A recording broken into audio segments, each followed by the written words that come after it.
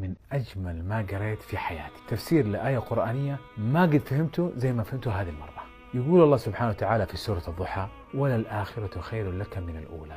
دائما لما نسمع هذه الآية إيش يجي في بالنا؟ إنه الدار الآخرة أفضل من الدنيا، ولكن الآية تحمل معنى أوسع من كذا، لأنه عاقبة كل الأمر لك خير أفضل من الأولى. ألم يجدك يتيما، هذا أوله، فآوى، هذا آخره، ووجدك ضالا، هذا أوله، فهدى، هذا آخره، ووجدك عائلا، هذا أول الأمر، فأغنى، هذا آخره. لذلك ذكر نفسك دائما إنك دائما تتعامل مع رب كريم. من أوصافه سبحانه وتعالى إنه يختبر العبد في أول الضيق، بعدها يبدل حالك إلى حال ويفرج عليك ويصير من الضيق إلى السعة. لذلك لابد أن تكون الآخرة خير من الأولى. في كل أقدار الله سبحانه وتعالى تكون الآخرة هي الأجمل. شوف التفسير الأعظم للآية اللي بعدها: ما وعدك ربك وما قلى. انقطاع الخير لفترة مؤقتة هو تجهيزك لخير أعظم وكبير عند الله سبحانه وتعالى، لأنه من لزم الحمد تابعت عليها الخيرات، ومن لزم الاستغفار فتحت له المغاليق،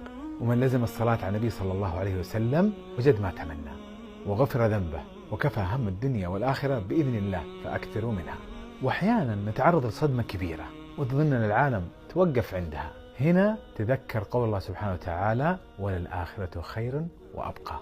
حينما تغلق كل الأمور في وجهك تذكر سورة الضحى، اقراها وتدبرها، راح سبحان الله تنفرج كل همومك. نقطة وانتهى.